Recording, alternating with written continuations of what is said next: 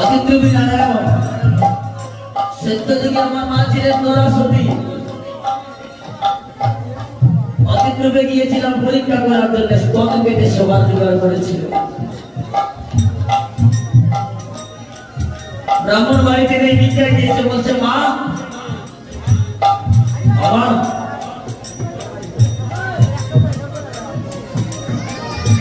আমি উপবাসী মা, আমি তোমার ঘরে সেবার জন্য এসেছি, আমায় কিছু সেবা দাও। আমি যে কোথায় দ্বারা সইতে পারছি না। অতিথি বিমুখ করলে ধর্ম রায় রসাদ বলে, কিন্তু আমার ঘরে এক মুষ্টি ডাল চাওয়া নাই, আমি কি করে সেবা দেবো? আপনি কোনো কাল বিলম্ব করুন, আমার স্বামী বাড়িতে নেই, উনি বাড়িতে আসলে আমি আপনার সেবা দেবো। নিতাই গৌর আমার স্বামী ভিক্ষায় গিয়েছি, অন্তর্জামিন খেলা তো সারা জগৎ সংসার ভিক্ষা করি, ওই এক মুষ্টি ডাল চাল পাইল না। আস্তে আস্তে বন্ধ করে দিয়েছি। দাঁড় করে দাঁড়িয়ে দেবে। অদিতি বলছো মা আমি আগেই বলেছিলাম আমি উপবাসী, যদি খেতে দিতে পারো দাও, নয়তো আমায় বিদায় দাও, আমি চলে যাই, আমি যে গোদাল জ্বালা সইতে পারছি না। আপনি কোনকাল বিলম্ব করুন, এই তো আমার স্বামী চলে আসবে, আমি আপনাকে সেবা দেবো। দেখো না আশেপাশে কোথাও কোনো দোকান থাকলে কিছু ডাল চাল নিয়ে আসুন। পতিব্রতা রমণী বাড়ি থেকে যদি অতিথি বিমুখ হয়ে যায় তার স্বামীর অমঙ্গল হবে, তাই সে কি করলো, দোকানের কাছে ছুটে গিয়েছে। আমার স্বামীর যেন মঙ্গল হয়, স্বামীর যেন দীর্ঘায়ু হয়। আর স্বামী আছে যতদিন, আর স্বামীর আছে পঞ্চভাই, স্বামী না থাকলে সংসার কেউ নেই। স্বামীর যেন মঙ্গল হয়, তাই কি করলেন, দোকানের কাছে গিয়েছে। মহাদেব দোকান করে বসে আছে।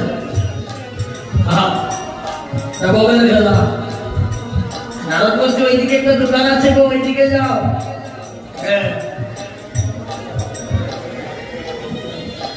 দোকানে গেলে বাবা অদ্ভুতি ভাই আমার ঘরে একজন অতিথি এসেছেন, আপনার আমায় কিছু ডাল চাল বাকি দিন, আমার স্বামী বাড়িতে আসলে আমি আপনার ঋণ শোধ করে দেব। বলছে আমি তো বাকি বিক্রি করি না, কতজন আমার কাছে আসে নিয়ে তো চলে যায়, আর আসে না। তাই বলছে কি হ্যাঁ আমি তোমাকে বাকি দিতে পারবো না। আচ্ছা বলো তো তোমার ঘরে যে অতিথি এসেছে ওনাকে তুমি কেমন ভালোবাসো? আমার প্রাণ দিয়ে ভালোবাসি।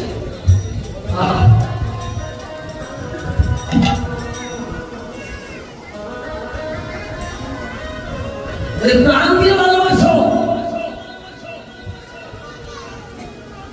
তাহলে শোনো তোমাকে প্রাণ দিতে হবে না, একটা স্তন কেটে যদি দিতে পারো তাহলে আমি তোমাকে কিছু ডাল চাল দিতে পারি। হৃদয় গৌর হরি বলি ভাই সাবধান, তুমি যে স্তন দিবে তোমার নয়নে যদি জল আসে আমি স্তন নেবো না, থাকাও সদাইও দেবো না। বলে মোদি ভাই এই দেহটা তো আমার নয়, যদি আমার হইতো আমি তোমাকে এক্ষুনি দিয়ে যেতাম।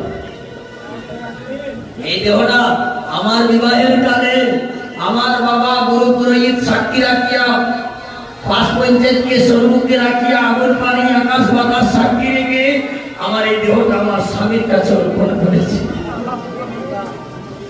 এই দেহটা তো আমার নয়, এই দেহটা তো আমার স্বামীর দেহ। আমার স্বামী বাড়িতে আসলে স্বামীর অনুমতি নিয়ে আমি আমার দেহটা আপনাকে দিয়ে যাব।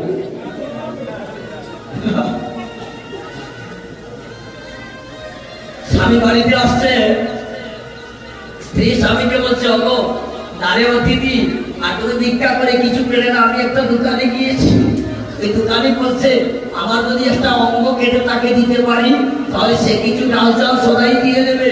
আমি তো তোমার অনুমতির অপেক্ষা করছি, আমার অনুমতি দাও, কারণ এই দেহটা তো আমার নয়, এই দেহটা তো তোমার দেহ, আমার পিতা তো এই দেহটা তোমার কাছে সময়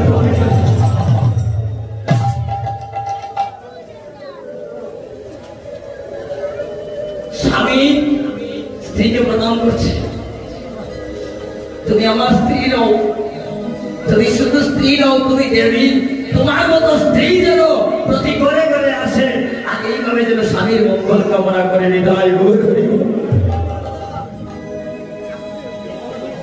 স্তন কাটছে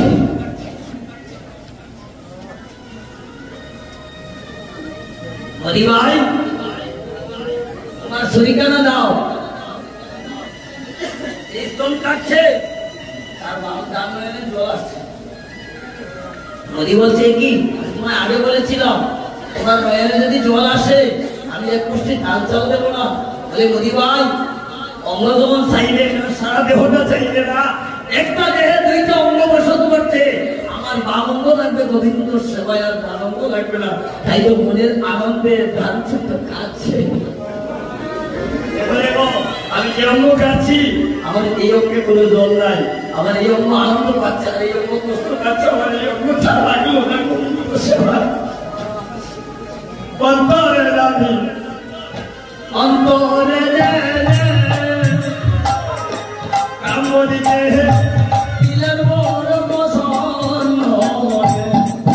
ওরে লম্বারে যাবি অন্তরে যেতে প্রাপ্তনিকে দিলেন মোর বসন সবরে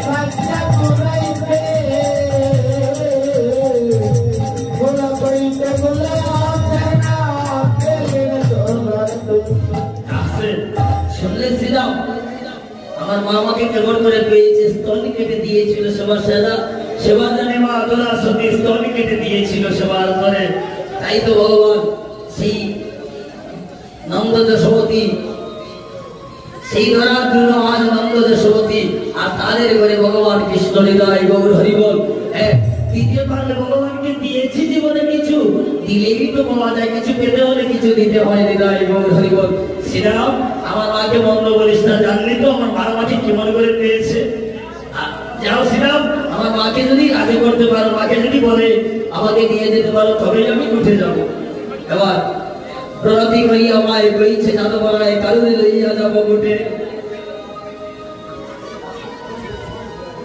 মাগো আমরা কানাইকে দিয়ে উঠে যাবো মা তুমি আমায় কানাইকে দিয়ে দাও শুনিয়া বলরামের মানে উরচিত নন্দরানের লুঠাইয়া পড়িল কবি তোলে কি বলছিস বলরাম আমার কানাই উঠে যাবে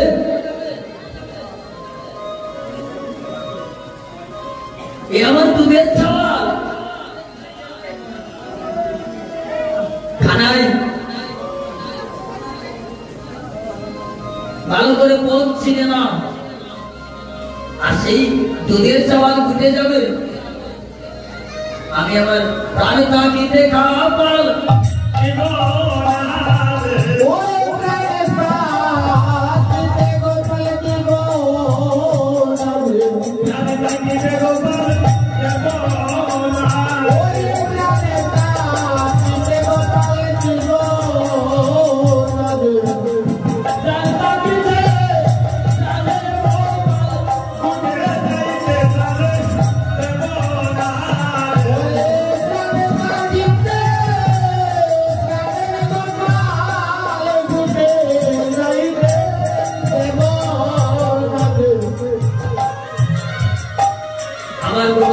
উঠে যাইতে দেব না আনন্দ রানী দুলার উপরে গোড়াগড়ি যাচ্ছে কি কথা বললে বলরাম আমার গোপাল বনে যাবে আরে সে তো এখনো ভালো করে বসছে না দেবে সরাইতে জানে না যে কার কত পাল আরে কি বলবো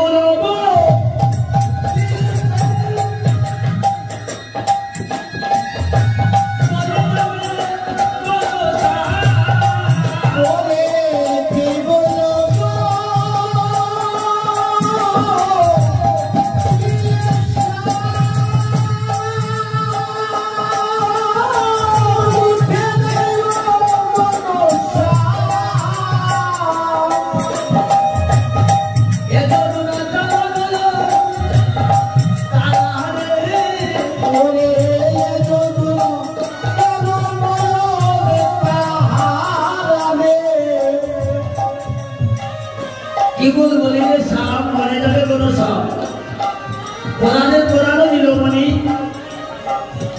বুঝি যশোদার প্রাণ বলিতে আইলে তোরা হ্যাঁ মানসমতির প্রাণ বুঝি তোরা বধ করার জন্য এসেছিস প্রাণ থাকিতে আমার প্রাণের গোপাল দ্বারা করতে যাইতে দেব না কি বলছে মানসমতি সাউথ কোরআন বাইর হইয়া তবে যাইবে আমার গোপাল লইয়া এ ধরুনাতে ধরবে তারা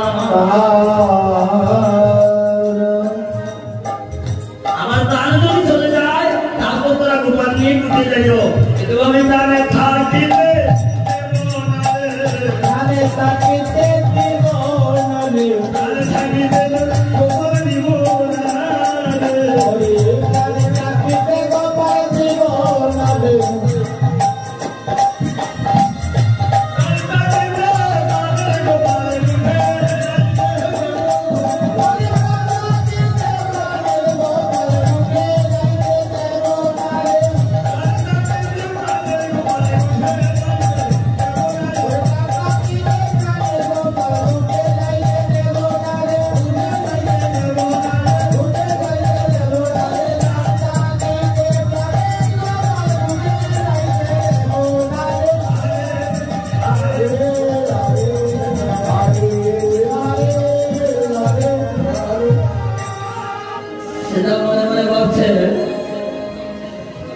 মাকে কিছু অলৌকিক কথা শোনাইলে হয়তো মা ঘুরে যাইতে দেবে মা তো জানে না বাৎসল্য প্রেমে মা যশোমতি ভুলে গিয়েছে খানায় যে খেয়ে তাই কি করছে মা শ্রীরাম মা যশোমতির কাছে অলৌকিক কথাবার্তা বলছে জানো মা তুমি তো ভাই কানাইকে ঘরের করে লুকিয়ে রাখো মা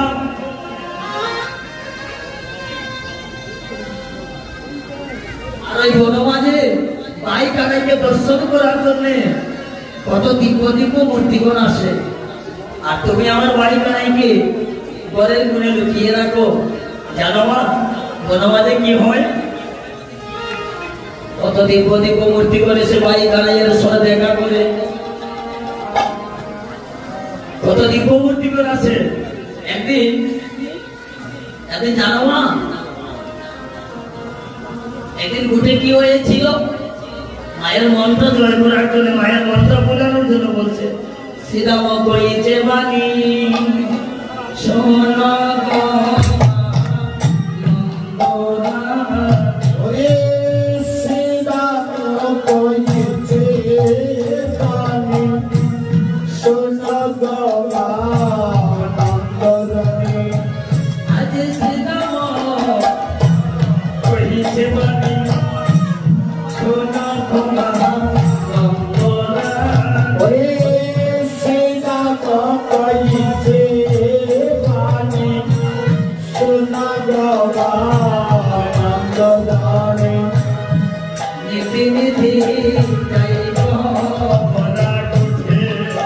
Oh